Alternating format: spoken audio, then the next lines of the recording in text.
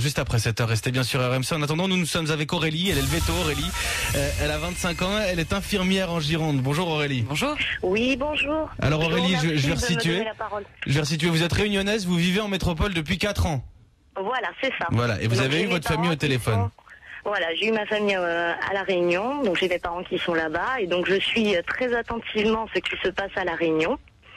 Et c'est quelque chose qui ne m'étonne en rien, en sachant que le coût de la vie à La Réunion a toujours été plus cher qu'en métropole, et en sachant que donc le coût de la vie en France, qui ne cesse d'augmenter, ne cesse d'augmenter forcément à La Réunion. Et excusez-moi Aurélie, ça a beaucoup augmenté le coût de la vie à La Réunion là dans ces 10 dernières années là, par exemple? Mais pour l'instant, par exemple, on sait qu'il y a une augmentation de plus de 8% sur les denrées alimentaires. Ouais, de première nécessité quoi. Ouais. Voilà, et les gens ils perdent totalement espoir. Alors Aurélie, ça c'est pour la manifestation. On peut évidemment comprendre, c'est des préoccupations que l'on a aussi ici, mais on sait que la vie est particulièrement chère sur les territoires insulaires. Donc Aurélie, ça on peut le comprendre. Maintenant, l'aspect violence, ça dégénère. D'après vos parents et les informations qu'ils peuvent avoir sur place, qu'est-ce que c'est? C'est du vandalisme? C'est de la manifestation? On en est où? Ben, c'est des émeutes, oui, il y a du vandalisme, il y a des manifestations, mais ce qui se passe à La Réunion, c'est pas étonnant. Moi, je pense que ce qui se passe à La Réunion, c'est ce qui va se produire en métropole. Et Aurélie, qui sont les manifestants là qui dégradent, qui sont à l'origine des émeutes? C'est qui? Ce sont des jeunes, des jeunes et puis des moins jeunes. Ce sont des gens qui en ont ras-le-bol, qui perdent totalement espoir. On leur fait pas de procès, Aurélie. On va rappeler que 60% des jeunes ne travaillent pas sur l'île de la Réunion. 35% de la population est au chômage, c'est énorme. Et oui, mais est-ce que les gens savent pourquoi? Moi, ce que j'aimerais faire réagir les gens. Dites-nous. J'aimerais que les gens puissent se renseigner sur ce qui nous attend, en sachant qu'un seul candidat à la présidence de la République nous dénonce cela depuis 5 ans. Est-ce que vous savez de qui je parle? Non. Je vous parle en fait de François Asselineau. François Asselineau, qui est un candidat, qui a créé son parti. On en a parlé chez Jean-Jacques Bourdin hier matin encore. Il en a parlé. Est-ce que vous le connaissez réellement? Mal, je dois vous dire mal en fait. On reçoit beaucoup de mails concernant François Asselineau. Je peux vous faire une petite présentation très rapide? Allez, si c'est très rapide, on compte sur vous. Je le fais. Donc c'est un parti qui a été créé il y a 5 ans, qui a fixé pour objectif de rassembler tous les Français, quelles que soient leurs convictions politiques, religieuses, leur origine ethnique ou sociale. Vous savez que je suis réunionnaise, donc c'est très multiethnique. Pour faire sortir la France de l'Union européenne, de l'euro et de l'OTAN, qui n'est que la face militaire agressive et néocoloniale de l'Union européenne. Je rappelle à nos auditeurs que François Asselineau n'est pas un candidat hurluberlu comme on nous le fait croire. Non, j'ai été voir son site, j'ai été voir. Vous savez quoi, on va en reparler. Aurélie, ce qu'on va faire, je vais en reparler aussi avec Jean-Jacques Bourdin tout à l'heure. Il reçoit beaucoup de mails concernant François Asselineau, mais c'est vrai que c'est un personnage qu'on n'a jamais vu ailleurs encore. Donc je vais vous dire la vérité Aurélie, on est en train de le découvrir. C'est peut-être un des petits candidats, peut-être il essaye d'avoir des signatures. On va creuser ça Aurélie, mais en tout cas, je vous remercie pour votre témoignage sur l'île de la Réunion, sur le coup de fil que vous avez eu avec vos parents là-bas. Aurélie, 25 ans, qui est réunionnaise mais qui vit en métropole depuis 4 ans. 5h16, vous êtes sur RMC, bon réveil à tous.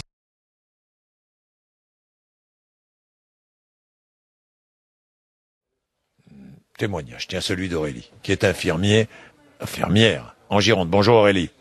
Bonjour Jean-Jacques Bourdin. Tout d'abord, je voulais vous remercier sincèrement de me donner la parole. Oui. Alors mon témoignage en fait, c'est que j'aimerais vous présenter donc un candidat que je soutiens, qui est François Asselineau de l'UPR, dont vous avez entendu parler il y a très peu de temps. Oui. Est-ce que vous me permettez donc de faire une petite présentation rapide? Mais attendez, on n'est pas là. Je ne suis pas là. Je voudrais qu'on arrête avec François Asselineau. Je vais vous dire pourquoi. Parce que je ne suis pas là pour décliner les tracts électoraux de Monsieur Asselineau, Aurélie. Mais j'aimerais pouvoir. J'en ai parlé hier. Non, mais Est-ce que je peux vous parler du MES? Moi, je veux parler de la Réunion. Parce que vous vouliez parler de la Réunion et vous me dites, je vais parler de François Asselineau. Alors, quel est le rapport? Du tout.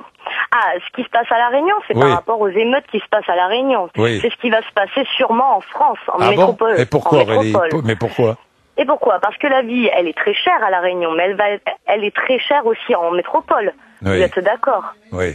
Donc, laissez-moi, s'il vous plaît, juste une petite minute pour en parler. Allez-y, Aurélie. Allez-y. Donc, voilà. Ce qu'il y a d'important aux Français de comprendre, c'est qu'on maintient les Français dans une bataille gauche-droite. On tape sur le gouvernement de Sarkozy.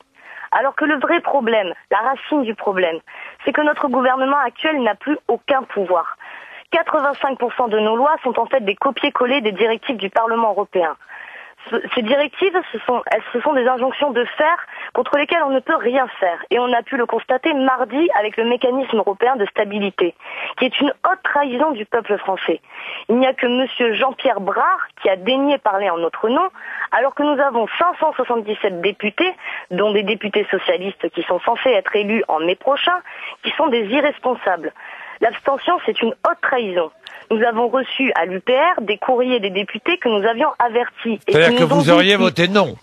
Et qui nous ont dit qu'ils ont été trompés sur le contenu du MES. Ça veut dire quoi? Ça veut dire qu'ils votent des textes qu'ils n'ont même pas lus. Moi, quand je vous parle de François Asselineau, c'est que je vous parle, c'est qu'il fait des analyses précises et vérifiables, car toutes sourcées. Et la question il fait ses analyses, Aurélie. Oui, mais ne soyons jamais aveugles. Vous voulez un conseil, Aurélie? Ne soyons jamais aveugles. Oui, je suis d'accord avec vous. Est-ce qu'on a le droit de se poser la question? La seule question qu'aucun parti ne veut poser, qu'aucun média ne veut poser, c'est avons-nous, oui ou non, intérêt à rester encore dans l'Union européenne, en sachant que tous les autres partis ne font que nous parler de changer l'Europe depuis plus de 20 ans et que rien ne se passe. Est-ce que vous savez, Jean-Jacques Bourdin, comment on peut sortir de l'Union européenne? Déjà. Est-ce que vous le savez? Allez-y, Aurélie. Comment sortons? Nous avons un article 50, que seul François Asselineau, dont seul François Asselineau parle, qui nous permet de sortir légalement de l'Union européenne. Vous le saviez? Est-ce qu'il y a un seul parti qui en a parlé? Aurélie. Donc je vous le demande. C'est très bien, c'est très beau de vouloir quitter l'Union européenne. Mais... Oui, bien sûr, mais nous sommes en démocratie, monsieur Bourdin. Oui. Est-ce que ce serait important quand même qu'on puisse en débattre? Donc là, je vous appelle en fait parce que je vous demande, et nous vous le demandons tous à l'UPR et en tant que sympathisant Aurélie, d'inviter François Asselineau et de pouvoir en débattre. J'inviterai monsieur François Asselineau s'il est candidat à la présidence de la République, s'il a 300 ou 400 promesses de parrainage, là je l'inviterai, sinon je suis obligé d'inviter 150 courants de pensée différents, divers et variés. Qu'est-ce que vous voulez que je vous dise, Aurélie? Bien sûr, mais tous les partis, à ce jour, je suis désolée, aucun parti... Un élu, monsieur Asselineau, il a un élu en France. Un. Aurélie, un élu. Oui, mais à ce jour, comme je vous le dis, personne sur 550 000 élus. Le 16 mars. Pourquoi on ne peut pas en parler? Alors combien monsieur Asselineau a-t-il de signatures? Parce que, je vais vous le dire franchement, moi je lance un appel solennel à tous les maires de bonne volonté. Il nous manque environ 150 signatures. Il nous reste 15 jours pour que la démocratie puisse s'exprimer pleinement. Et vous avez bien vu que le parrainage, c'est une catastrophe démocratique. Oui. Il faut absolument que les maires comprennent que le rôle du parrainage, ce n'est pas de soutenir les idées du candidat, mais juste de dire, dès ce candidat, il est sérieux, il est crédible, et je l'autorise à se présenter aux élections. Parce que là, nous avons affaire à des élections. Aurélie, vous avez pu lancer votre appel. Si des maires veulent soutenir François... qui ne veulent pas donner leur parrainage. Oui, Aurélie, c'est un peu dommage pour la Réunion, parce que vous vouliez parler de la Réunion, vous nous dites que vous avez de la famille à la Réunion. On m'a dit... Ah, excusez-moi, je veux juste vous préciser, j'ai parlé plus tôt dans la nuit de la Réunion, et on m'a dit, si vous voulez parler de l'UPR, vous en parlerez à Jean-Jacques Bourdin. Donc c'est pour ça que je vous ai rappelé, enfin qu'on m'a rappelé. C'est parce que nous dit mon standard. Enfin bon, c'est parce que... Bon, mais Aurélie, c'est pas très grave. Allez, vous avez pu lancer votre appel.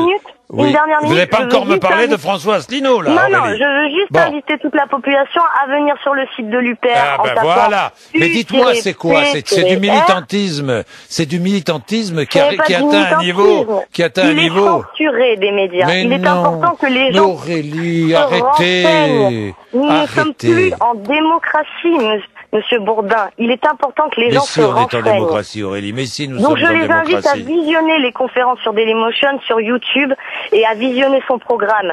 Ce n'est pas un candidat hurluberlu. La moyenne d'âge. Aurélie, je vous laisse. Je voudrais que nous parlions de la Réunion. En tout cas, je vous remercie. Merci, Aurélie. Je peux vous parler juste de la Réunion. Non, c'est terminé.